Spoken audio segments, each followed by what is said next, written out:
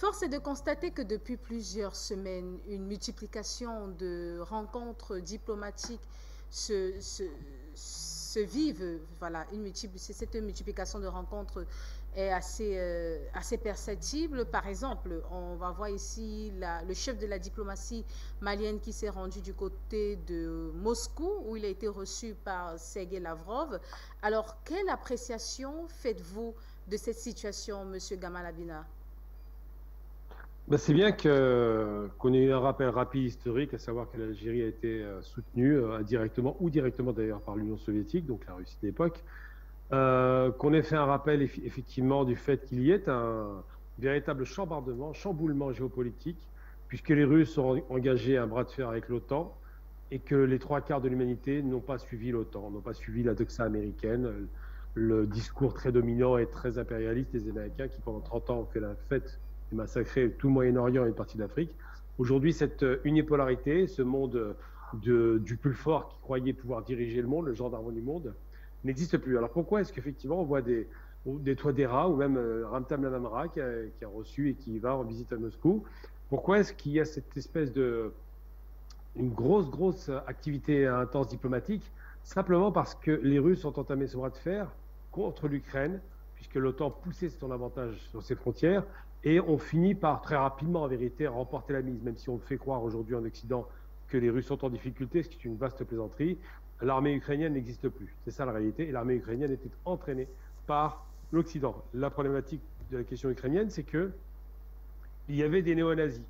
Alors, il se trouve que les néo-nazis, ce n'est pas des gens bien, normalement, mais l'Occident n'a pas hésité à soutenir les Ukrainiens, légalistes ou pas d'ailleurs, avec des néo-nazis. Donc ça, le reste du monde l'a vu. Je veux dire, quand on voit bien que pendant 75 ans, on nous a bassinés sur le nazisme et l'hitlérisme, et qu'aujourd'hui, on est capable de soutenir des néo-nazis contre les Russes, on se pose des bonnes questions.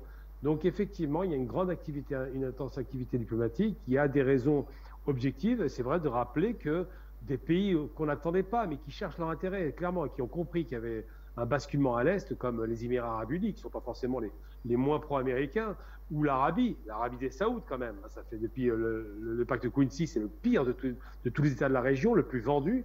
Et bien même l'Arabie a fini par dire on ne va pas vous suivre sur la question russe parce qu'on se rend bien compte que le bras de fer entamé par les Russes semble être emporté par la patrie russe et ce n'était pas difficile.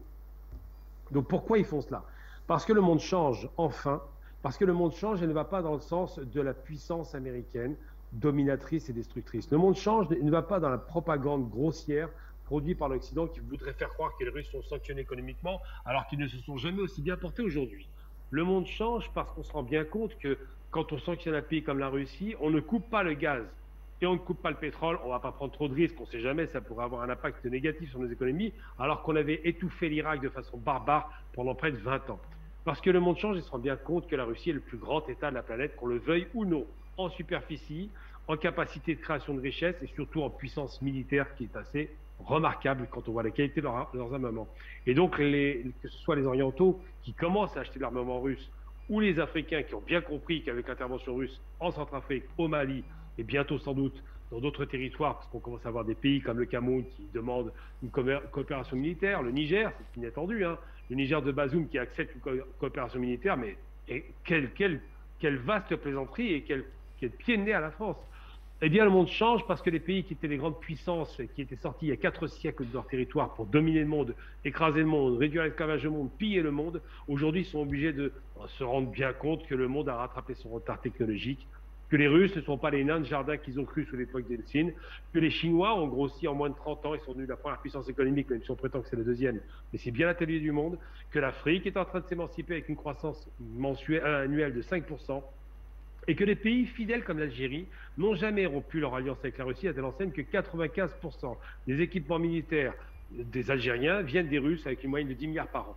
Tout cela pour dire que, effectivement, le monde change, mais le monde ne change pas dans le sens de l'autre, cette espèce de déséquilibre mental, ce type pour lequel j'avais une détestation dès qu'il a remporté ses victoires. Je parle de Biden, je parle de Kamala Harris, je parle de tous ces néoconservateurs déguisés qui veulent la guerre. Eh bien, ces gens-là sont en difficulté. Ils voudraient la guerre, mais le risque, c'est que la guerre se retourne contre eux.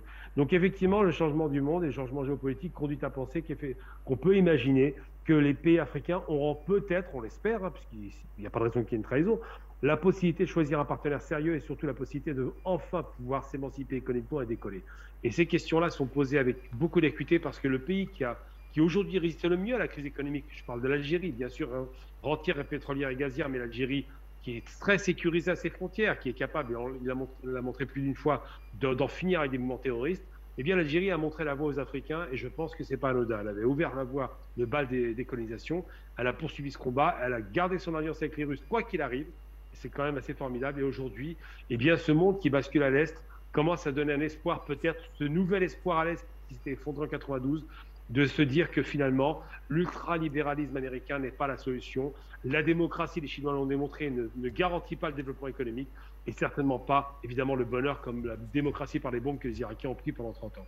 Donc effectivement, ce changement est un chambardement géopolitique considérable et surtout diplomatique.